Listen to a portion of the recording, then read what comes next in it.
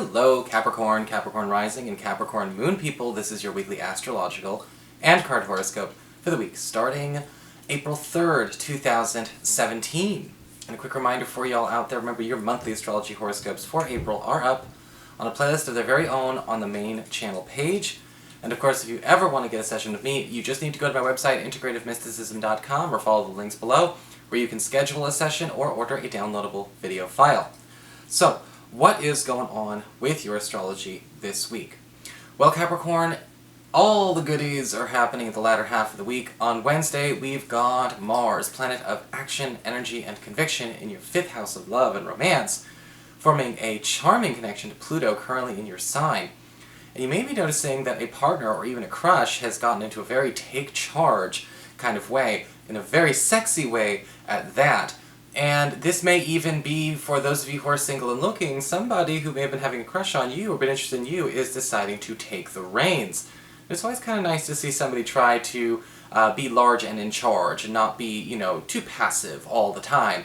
And this may be a nice change of pace that comes when you find out that somebody is ready to take the initiative, and they definitely do over the course of Wednesday and Thursday. This could be, popping some serious propositions out on the table for you.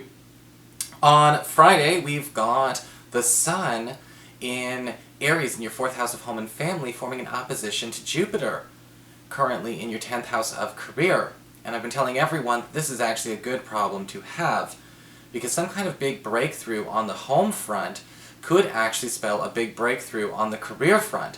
However, we're not going to be able to cash in on both of these at the same time. So we're going to definitely need to pay attention to what needs the boost first. Is it home or is it work? Is it money or is it family? We will be able to have our cake and eat it too, but it's just a matter of what comes first. Finding out what the cake is. You can't eat until you have the cake anyway. And so there could be sort of a weird kind of internal battle over, again, too many blessings at the end of the week over what gets to come first and what gets to come second, but everyone will get there in the end. So what's going on with your cards then this week? Well, we do have for your spiritual advice the card of Ragnarok. Okay, and that's this deck's version of the Tower, as I've come to understand. It's talking about letting things go and making some final punctuations and some final endings on some long-standing issues and long-standing dysfunctions that should not be tolerated henceforth. Sometimes the Ragnarok card can be a very difficult card of closure, because when we think about closure, we think about ending things permanently, ending things in a good way. Sometimes we can't end them in a good way. Sometimes they just have to end, and that's enough. And with the Ragnarok card, it can indicate here ending things and accepting what we think might be unfinished business is not actually unfinished business.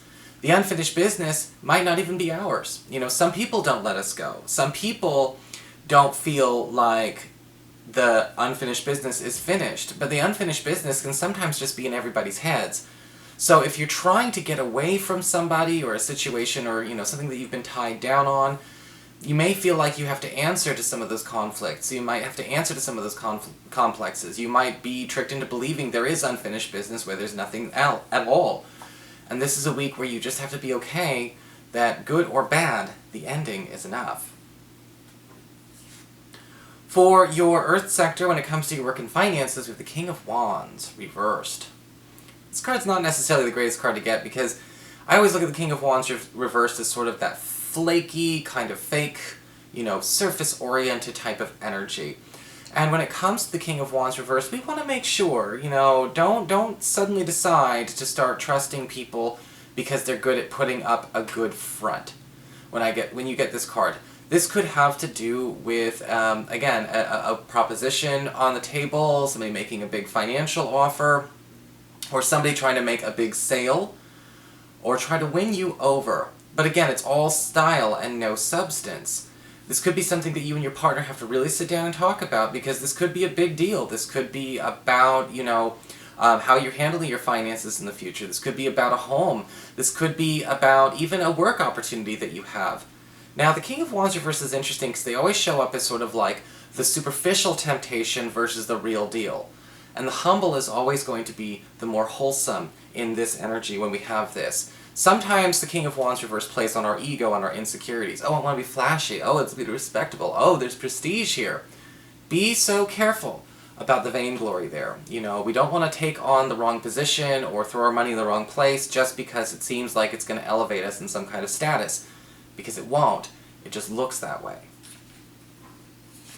For your communications with air, when it comes to your friends, your relatives, and the others in your life, we have the Ace of Swords, reversed. Now this card could prove to be a little bit interesting for a lot of you, because the Ace of Swords reversed when it comes to friends and relatives is kind of saying somebody could be backing out of something, or even kind of doing a complete 180 on this big deal that they've been committing to. And this might be something that you're a little bit concerned about, because, you know, if this means somebody's ready to, say, drop out of a wedding, or drop out of school, or quit their job, we need to correct them, or at least help them mull this over a little bit. Because sometimes the Ace of Swords reverse can talk about impulsiveness, misuse of power, or misapplication of power. And the Ace of Swords reverse says you may actually stop somebody from making a huge mistake based on possibly Venus retrograde influences, but, you know, trying to go for the relief or the endorphins and not necessarily for the proper solution or thinking things through. You could be stopping somebody from making a very, very serious blunder when it comes to their personal choices and how they're handling the reckless abandon of a commitment that they should be making. Capricorn to the rescue. This could be them. Alright, so for your challenge this week with fire, we do have the Queen of Cups reversed. And we definitely have a very victim-y, kind of help me, woe is me kind of energy when we get the Queen of Cups reversed. Whenever I get this card, I tend to see somebody who is kind of a defeatist by nature. You know, and when we look at the Queen of Cups reversed, we also see that this is kind of how this person maintains control. You know, what better way to stay in power and control than to be seen as the person everyone's got to drop everything for and take care of all the time? You know, and she does that. You know, she does that a lot. That's how she kind of gets her way. It's sort of playing on the pity. Now, this could be somebody that you do know. Again, a water sign, Cancer, Pisces, Scorpio, most likely female, but doesn't necessarily have to be. And with the Queen of Cups reversed, it's always important to pay attention to where somebody could be trying to manipulate through feigning, you know, again, something pitiful, or trying to gain pity, or trying to feign fragility this week. Because again, no good ever came out of doing something because of a guilt trip, or, you know, oh, you poor wretched thing, let me help you. Okay, not in this situation. This is definitely an act. Okay? Alright, this is good. For your emotions with water and your romantic life, we do have the Eight of Pentacles upright. Remember earlier we talked about the astrology, we talked about a real hard-working sweetheart or a real hard-working someone.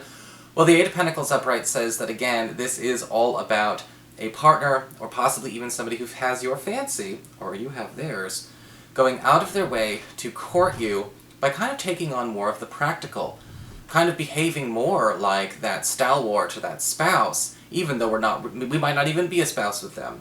You know, it's kind of the difference. I always talk to some people, you know, some of my clients, I'm always like, you gotta observe the difference between, say, boyfriend-girlfriend material or husband-wife material, and they're definitely acting like the latter this week.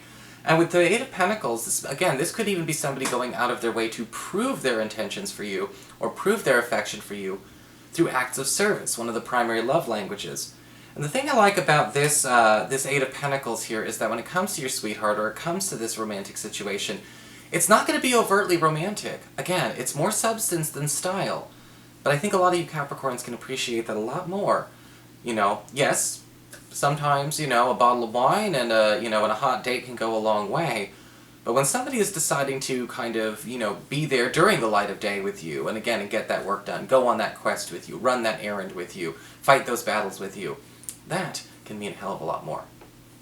So that is your horoscope, Capricorn. I hope you enjoyed it. If you did, please like, share, and subscribe. You know I appreciate it. And of course, if you ever want to get a session, you can always follow the links below, or go to integrativemysticism.com.